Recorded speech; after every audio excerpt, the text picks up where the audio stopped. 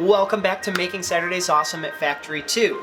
My name is Chris. You may not have met me yet, but I do also work here at the space. Today we're going to be going over a program called Inkscape and using some of the basic tools that help create designs, graphics, and other very important bits that allow us to make all kinds of cool stuff here at the space. Inkscape is a very important tool here because it allows you to be able to control different machines and different aspects of the different programs. For example, our laser cutter or our CNC router, or creating designs to do screen printing for like t-shirts or paper and posters and all different sorts of things there. Today we're going to be focusing on using some of the basic tools within Inkscape to give us a little bit more of an understanding of how the program works. We're going to be designing a logo or a bit of an emblem, if you will, something that you find interesting, something that looks cool to you, something that you would like to make into a button. Now we're going to do the physical aspect of making the button for you with the tools that we have here. However, we are going to chronicle that so you can see how it works, so that hopefully when you can come into the space, you will have an opportunity to try that tool out and make something cool on your own. But for now, we still want to be able to put something cool in your hands, so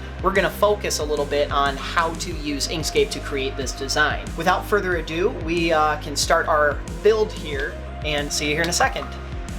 Let's start with talking about how to open up Inkscape. First and foremost, if you don't already have Inkscape installed, you're going to want to go ahead and do that. One of the quickest ways to get that rolling is open up your browser of choice for the internet, type in Inkscape. It would help if I spelled it correctly. Go to inkscape.org, and if you go to download, at the top, current version, then you can select if you have Linux, Windows, Mac. In my case, it would be Windows and 64-bit, so I would click on that. It would download the file to install it down here. I would open that and run it. Now, make sure that if you are on a shared PC, if you're working on a public PC, that you make sure you get permission before doing that, either from your parents, guardians, or the people who own the PC. Otherwise, if this is yours, you are pretty much ready to go. You can install it, get it started. Then, once you have it installed, as I do here, we're going to go to this logo here that says Inkscape with the mountain ink blot kind of design, and we're going to double click on that to open it. Don't worry if it takes a minute or two to pop up. Sometimes it can take a little while to open. Once we have this open, there's a few things to kind of bear in mind as we're starting. This area here of the document is what we'll call an artboard, and we want to make sure that that's a size that's going to work for us. Now, the buttons we're going to be making are going to be 1.5" size buttons. Now, just for the sake of, I don't want to make my sheet just 1.5" size. I want to make that a little bit bigger so I have a little bit more room to work with. So when we open up our document properties, I'm going to change this to inch. Then I make this the easiest on myself. I'm going to make this 2.5 inches by 2.5 inches. So it just gives me a little bit of room to work. Because as I mentioned before, we're going to get the files all set up for the actual button itself, but if we keep it close to the right size, it means we won't have to do too much to alter what you've given us. One of the things that you can do is if you hold down the control key and you scroll up on your mouse wheel, it will zoom in. Likewise, going backwards will zoom it out. If you zoom in a little bit, that will allow you to see more of what you're working on all at once. It's a little bit larger, easier to see.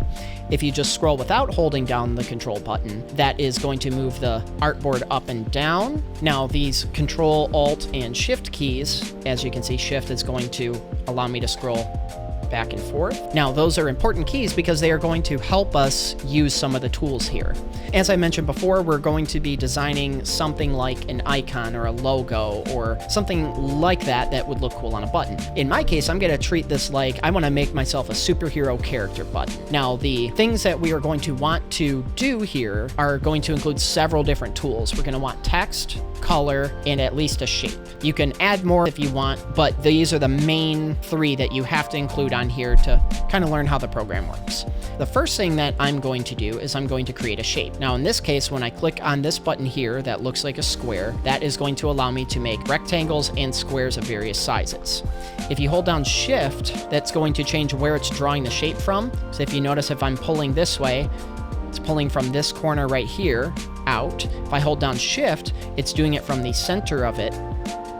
And then if you hold down Control while you're pulling, it's going to keep the sides the same. If, let's say, I want a perfect square, I can set that there. Now, if you click on this arrow button, this is going to allow you to move and change some of the dimensions. Let's say you wanted it to be a square, but you accidentally made it a rectangle. You can then change it using these keys. Now, bear in mind, if you've turned this into a rectangle and you hold down Control, it's going to keep the sizes the same in relation to one another. It's not going to then turn it into a perfect square. If you wanted it to be a perfect square, you can actually click on the item and then change the width and the height to be the number that you want. So let's say we want this to be in inches again. I want this to be 1.5 inches by 1.5 inches. Once you click both of those, that gets you set up. Now let's say you wanted this to be more like a diamond, so still the square shape, but on its corners, I can then rotate this to look more like a diamond. There's many different ways you can do that, but one of the quickest and easiest ways is if you go to Object,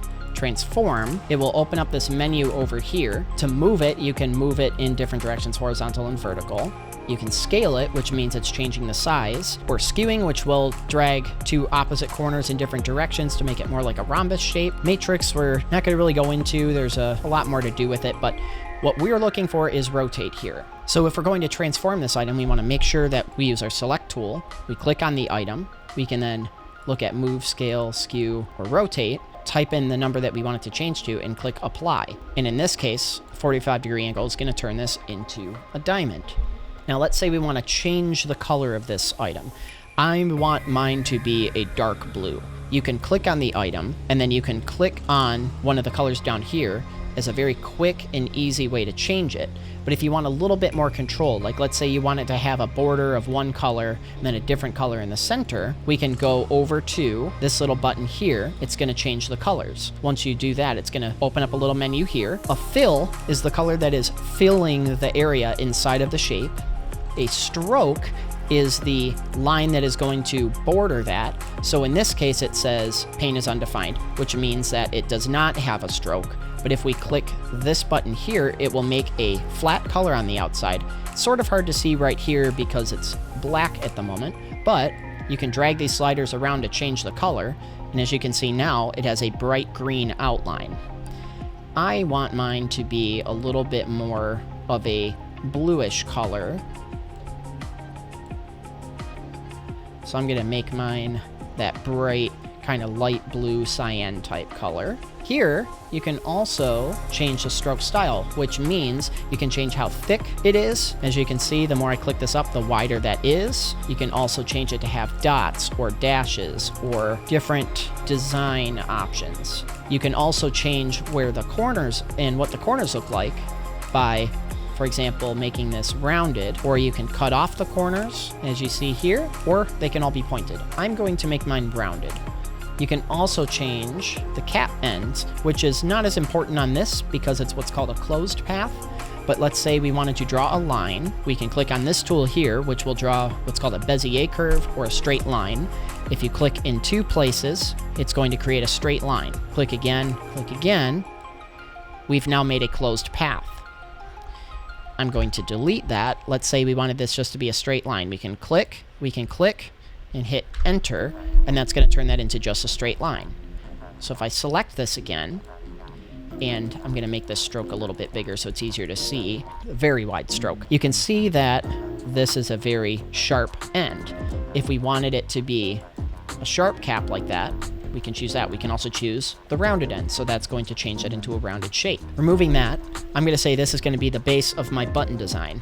But I don't want my background, in this case, just to be white. I want it to be some other color. I'll decide that in a moment. But let's say I want to put a circle behind this to kind of give me an idea of what it's going to look like inside of a button. I can actually click in the middle here, and if we hold shift, like I mentioned before, so it draws from the middle, and then if we hold control at the same time, it's going to keep this shape as a perfect circle.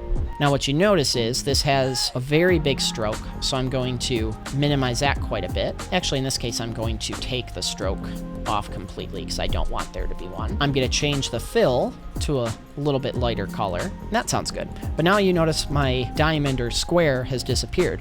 The reason why is because the most recent item that we just drew is going to be placed on top of the other object. If we want to change that, we can actually go to Object, and then where it says raise, lower, raise to top, lower to bottom, that's going to change where it's sitting on the layer. So if I want to lower this to bottom, it's going to send it all the way behind here. Let's say we want to get this all centered up because we want to see how everything looks together. Another thing that you can do is with that item selected, we go to Object, Align and Distribute. It's going to open up another menu here. Once we open up this menu, we're going to change this from Selection Area to Page because we want these to change in relation to the page that we have. So the first one that I'll click here is the center and the vertical axis. So if you notice, it's scooted just a little bit because I was just a little bit off of the center. And then I'm going to click this one here, which is center and horizontal axis. So it's going to drop that in the middle. Now, if I want to make sure this rectangle sits the same in relation to the circle here, I can then hit both of those buttons again, and then that's going to center it. Now, I am going to change my stroke width just a little bit more because I want to make sure that's sitting inside of this circle. And then I'm going to make the circle a little bit bigger, again, by holding down Shift and Control so that the circle grows proportionately. So I have this design here. Now, in my case, I haven't really come up with a superhero name, so I'm just gonna pick my initial here. So for now, I'm going to make some text, and we are going to select this button here, which is to create and edit text. And if you click anywhere on the design, it will give you a little cursor, a blinking cursor where your text is gonna go. So in this particular case, my name is Chris, so I'm gonna make a C.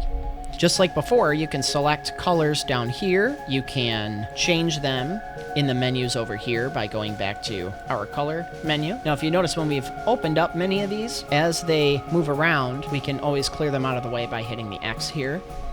So I'm going to change this to be a little bit more, I want this to be a little bit more purple, actually.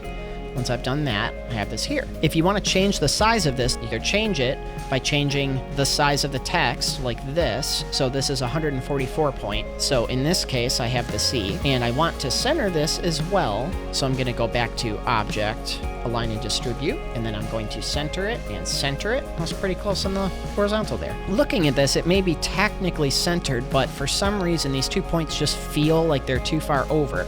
So if I just want to nudge this a little bit, I can click on the item, and then I can tap with my arrow keys on my keyboard until I've placed it where I want it. Now let's say I look at this C and I don't quite like the text style. You can go up to this menu here, and there should be a little drop down with lots of different text options. That being said, there are plenty of cool ones that you could choose from, just depending on what you like the look at. So for example, I can change this between a bunch of different styles.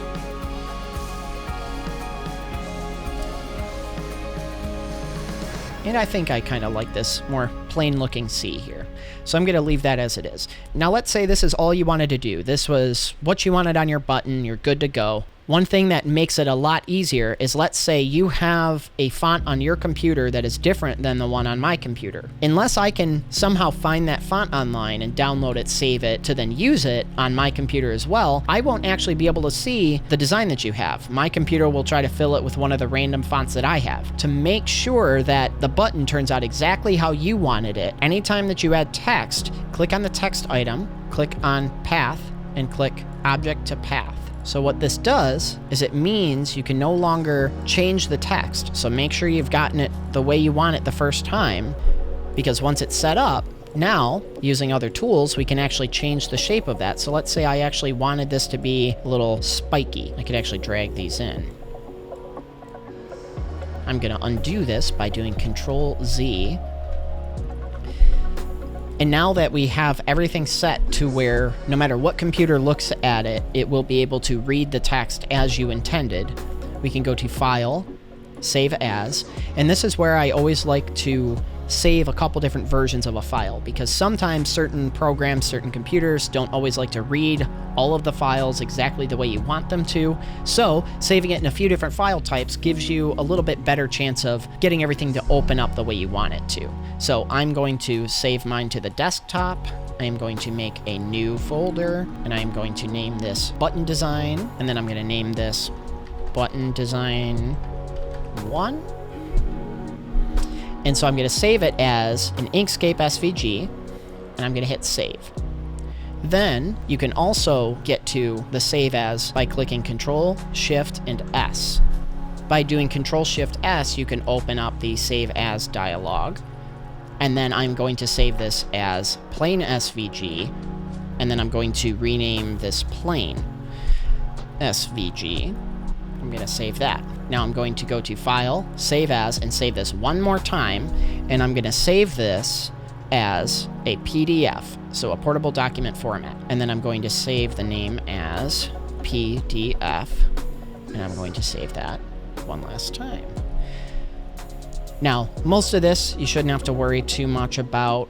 Whatever pops up as its default should be fine. You could just click OK, and then we have our saved files.